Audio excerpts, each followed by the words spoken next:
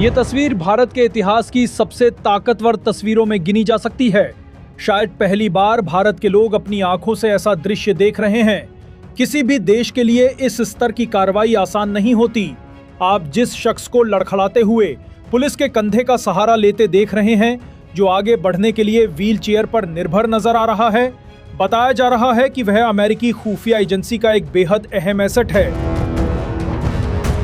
अपने एजेंट को इस हालत में देखकर वहां बेचैनी होना लाजमी है।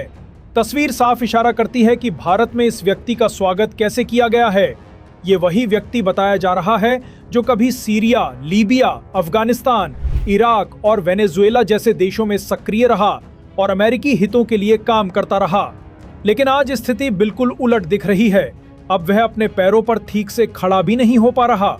ये तस्वीर सिर्फ एक व्यक्ति की हालत नहीं दिखाती, बल्कि एक बड़े घटनाक्रम की ओर इशारा करती है।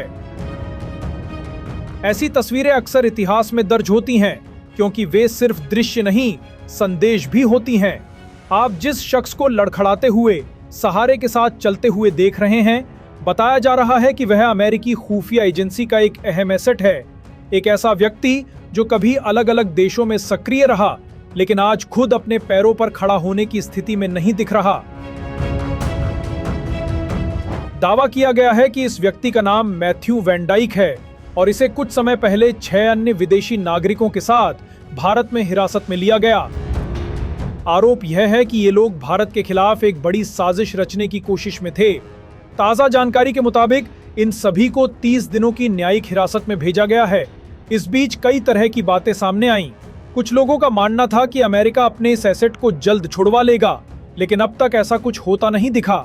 यह भी कहा जा रहा है कि आने वाले दिनों में इनसे गहन पूछताछ की जाएगी, क्योंकि इनके पास कई अहम जानकारियां हो सकती हैं। इस पूरे घटनाक्रम के बीच एक और बात चर्चा में रही कि इस मामले को लेकर अंतर्राष्ट्रीय स्तर पर भी हलचल हुई। बताया गया कि अमेरिकी प्रतिनिधियों और भारत के राष्ट्रीय सुरक्षा सलाहकार अजीत डोवाल के बीच मुलाकात हुई थी।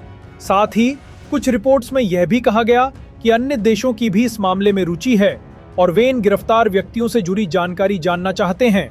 हालांकि इस पूरे मामले में एक बात ने कई लोगों का ध्यान खींचा, कुछ अंतर्राष्ट्रीय मीडिया प्लेटफॉर्म्स की चुप्पी। वहीं भारत के भीतर भी इस मुद्दे पर अलग अलग तरह की प्रतिक्रियाएं देखने को मिलीं। कुल मिलाकर ये मामला सिर्फ एक गिरफ्तारी का नहीं है, ये सुरक्षा, कूटनीति और अंतर्राष्ट्रीय संबंधों से जुड़ा एक जटिल घटनाक्रम है। अब सबसे बड़ा सवाल यही है, आने वाले दिनों में जांच से क्या सामने आता है और यह मामला किस दिशा में आगे बढ़ता है।